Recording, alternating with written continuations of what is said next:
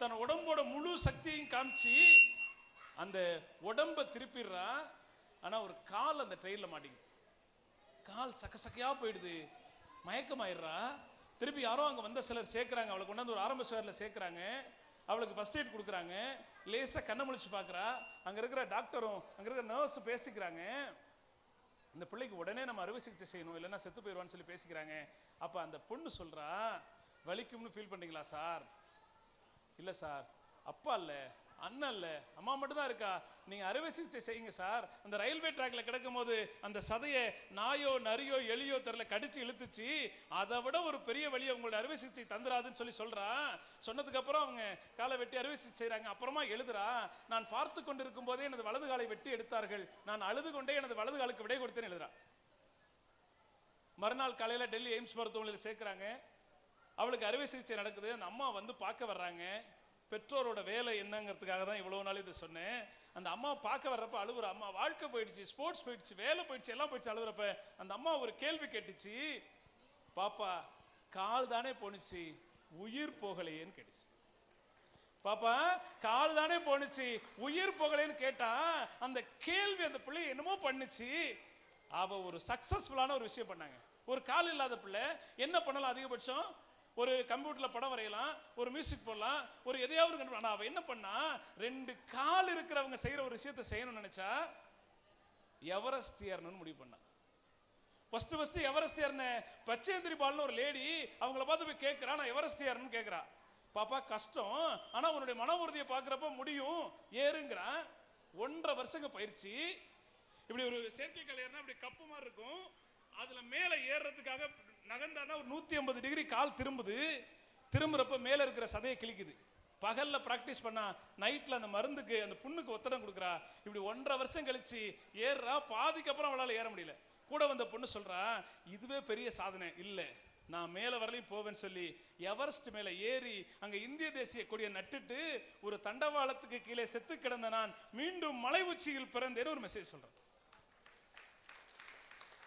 சொல்லிட்டு அவ சொன்னா பாருங்க, அதை born again on the mountain அந்த புக், அது ஒரு புக்கா எழுதுனா. அந்த புக்கு இப்போ கூட சேல்ஸ்ல இருக்கு. அந்த புத்தகத்தை நரேந்திர மோடி வெளியிடுறார். அவளுக்கு அவார்டு கொடுக்குறாங்க. அப்போ அவ சொன்னா, நான் இந்த மலை மட்டுமல்ல, இந்த உலகத்தில் இருக்கிற 5 உயர்ந்த சிகரங்களும் ஏறுவேனே. இன்னைக்கு தேதிக்கு உலகத்தில் இருக்கிற 5 சிகரங்களையும் ஏறிய ஒரே ஒரு மாற்றுத்திறனாளி பொண்ணா, இந்தியாவை சேர்ந்த ஒரு பொண்ணா, உலகத்துக்கு முன்னாடி ஒரு கால் இல்லாத பிள்ளை நிற்கிறான்னா அதுக்கு அந்த அம்மாவோட அந்த பேரண்டோட நம்பிக்கையும் அந்த வார்த்தைகளும் தான் காரணம். கைத்தட்டிய 11 பேருக்கு நன்றி. இப்போ விஷயத்துக்கு வந்துருவோம். இப்போ நான் இவ்வளோ அழகாக கதை சொன்னேன், ஆனால் அந்த பொண்ணோட பேர் சொல்லவே இல்லை, வேணுக்குன்னு தான் சொல்லலை. வீட்டில் போய் தேடுங்க, ஃபோனில் தேடுங்க. ஒற்றை காலோடு எவரெஸ்ட் அடைந்த பெண், செயற்கை காலோடு எவரெஸ்ட் அடைந்த பெண் தேடுங்க. ஆனந்த விகடன் அந்த பொண்ணை பற்றி ஒரு 4 பக்கத்தில் ஒரு கட்டுரை எழுதியிருப்பான். அந்த கட்டுரையை பார்த்தீங்கன்னா உங்களுக்கும் அழுகை வரும். உங்கள் பிள்ளைகளுக்கு அந்த கதையை சொல்லுங்க. என்ன ஆனாலும் ஜெயிக்கலாங்கிற இடத்த நோக்கி உங்கள் பிள்ளைகளை நகர்த்த முடியும். பெற்றோர்கள் தயவு செஞ்சு நிறைய விஷயங்கள் உங்கள்கிட்ட நான் ஷேர் பண்ணிக்கணும்னு நினைச்சேன். இப்போ 2 விஷயம் சொல்லலாம். அந்த 2 விஷயத்தை சொல்லிட்டு போயிடுறேன். உங்க பிள்ளைகளை நீங்க எப்படி பெருசாக்கணும்னா, 1, உங்க பிள்ளை யாருன்னு கண்டுபிடிங்க. என்னது, என் பிள்ளை தான் தெரியுமே ஐயா, நீ என்ன யாருன்னு கண்டுபிடிக்கிறது? உங்க பிள்ளை எங்க போகணும்னு கண்டுபிடிங்க. இது ஒரு ட்ரைனிங் தேரிங்க. யாருன்னு கண்டுபிடிக்கிறதுனா, இந்த ஒருக்கா அவன் அப்படி இல்லை, உங்க பிள்ளையோட ஸ்ட்ரென்த் என்ன, உங்க பிள்ளையோட வீக்னஸ் என்ன, உங்க பிள்ளைக்கு என்ன வரும் என்ன வராதுன்னு கண்டுபிடிங்க. அதுக்கு பேர் ஸ்வாட் அனாலிசிஸ். எல்லா பேரண்ட்டும் நல்ல எஜுகேட்டட் ஃபேமிலியாக இருக்கிறதுனால SWOT ஸ்வாட் அனாலிசிஸ்னு கூகுளில் தேடுங்க, அது வரும். அதில் 4 இருக்கும், ஸ்ட்ரென்த்து, வீக்னஸ், ஆப்பர்ச்சுனிட்டி, த்ரெட்ஸ். உங்கள் ஒவ்வொரு பிள்ளைக்குள்ளதை கண்டுபிடிங்க. என்ன ஸ்ட்ரென்த், உங்கள் பிள்ளையோட ஸ்ட்ரென்த் அண்ட் பாயிண்ட் என்ன, அதை கண்டுபிடிச்சிங்கன்னா ஜெயிச்சிடலாம். அந்த கண்டுபிடிக்கிற வேலையை நீங்கள் செய்ய தொடங்குங்கள். ஸ்ட்ரென்த்து கண்டுபிடிச்சா வேற லெவலில் ஜெயிச்சலாங்க. ஒன்றும் இல்லைங்க, நான் மன்னார்குடி காலேஜில் படிக்கும் போது விஸ்வோட அரட்டையரங்கம் நடந்துச்சு, உங்களுக்குலாம் தெரிஞ்சிருக்கும். அதுக்கு இன்டர்வியூ நடந்துச்சு, 100 பேர் கூப்பிட்டுருந்தாங்க. அதுலேருந்து இந்த 100 பேர்லேருந்து 60 பேர் எடுத்துட்டாங்க. அதுலேருந்து 30 பேர் எடுக்கணும். எனக்கு பயம், நம்மளை எங்கேயாவது கூப்பிட்டுருவான்னு, நம்மளை விட்டுருவாங்களோன்னு. கூப்பிட்டே ஆகணும்னு என்னோட ஸ்ட்ரென்த்தனான எனக்கு பிடிச்ச ஒரு விஷயத்த சொன்னேன். எங்கள் தாத்தா எனக்கு ஒரு கதை சொல்லியிருந்தார். அந்த கதையை சொன்னேன், என்னை கூப்பிட்டு மேடையில் உட்கார வச்சிட்டாங்க. அதுக்கு முன்னாடி கிராண்ட் ஃபாதர் டே நடத்தினதுக்காக இந்த பள்ளிக்கூடத்தை சேர்ந்தவங்களுக்கு ஒரு பெரிய நன்றிங்க.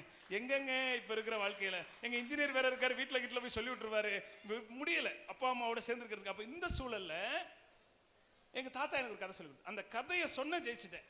அந்த கதையை இங்கே நான் சொல்லிடலான்னு நினைக்கிறேன். ஐயா, அவரை போட்டால் துவர முளைக்கும், துவர போட்டால் அவரை முளைக்கும். அப்படியாப்பட்ட தேசத்தில் ஒரு ராணி அடியே இல்லாத குடத்துக்கு கரையே இல்லாத குளத்துக்கு தண்ணிக்கு போனா. அங்கே காலை இல்லாத மானு, வேற இல்லாத அருகம்புள்ள மேய, கண்ணை இல்லாத முருடம் பார்த்துட்டு கையை இல்லாத முடப்பன்ட்ட சொன்னா அவன் துப்பாக்கி சுட்டான். அந்த குண்டு மான் மேலே படாம மான் வயிற்றுல அந்த குட்டி மேலே பட்டு குட்டி செத்து போயிட்டு அதை அறுத்து கரியாக்கி சாப்பிட்டு தோலை காலை இல்லாத பந்தல கை வச்சான்.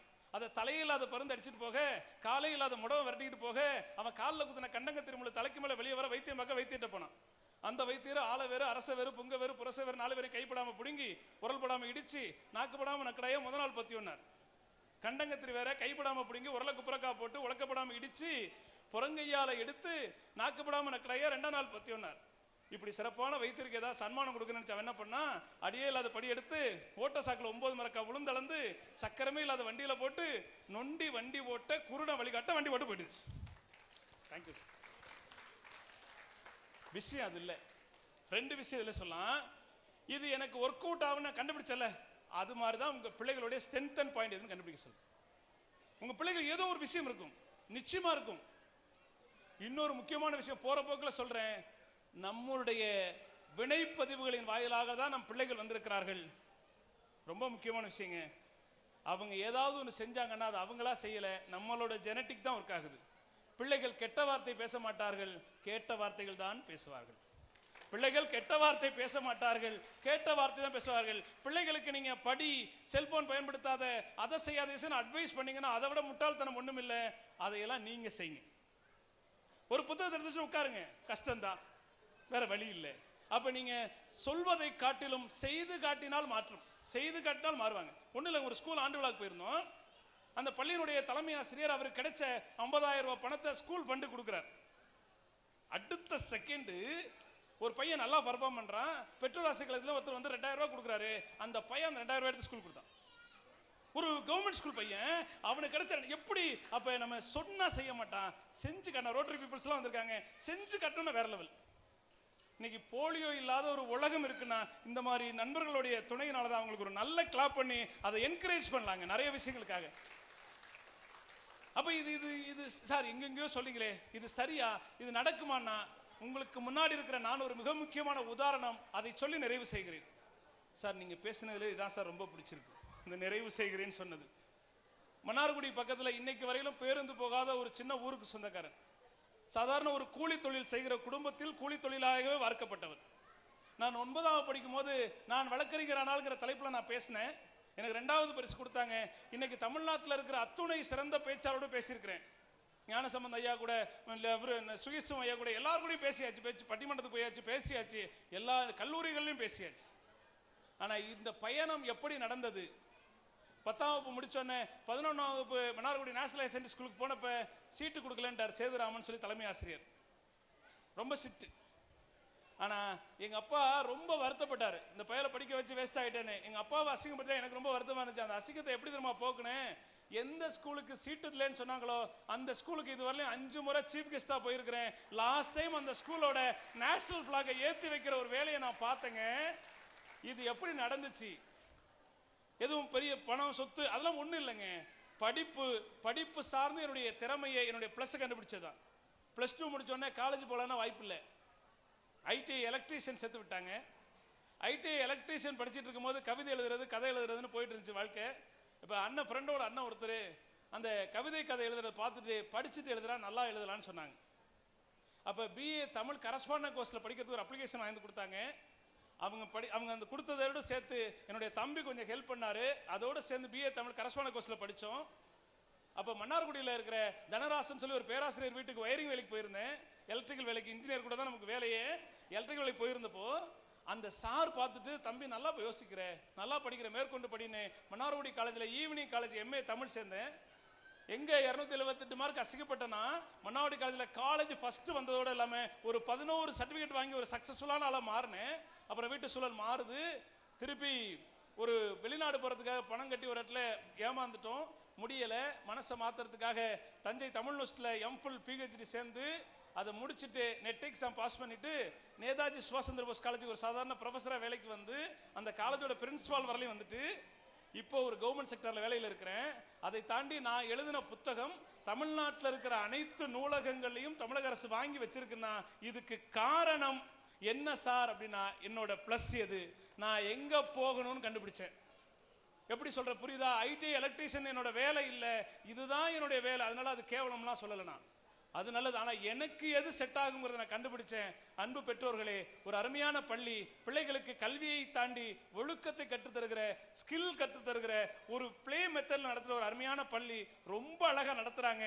நாம் அவங்களுக்கு சப்போர்ட் பண்ணால் நம்ம பிள்ளைகள் மட்டுமல்ல, நம்ம பகுதி பிள்ளைகளும் சேர்ந்து பயன்பெறுவார்கள் என்கிற ஒரு நல்ல நோக்கத்தை சொல்லி அருமையான இந்த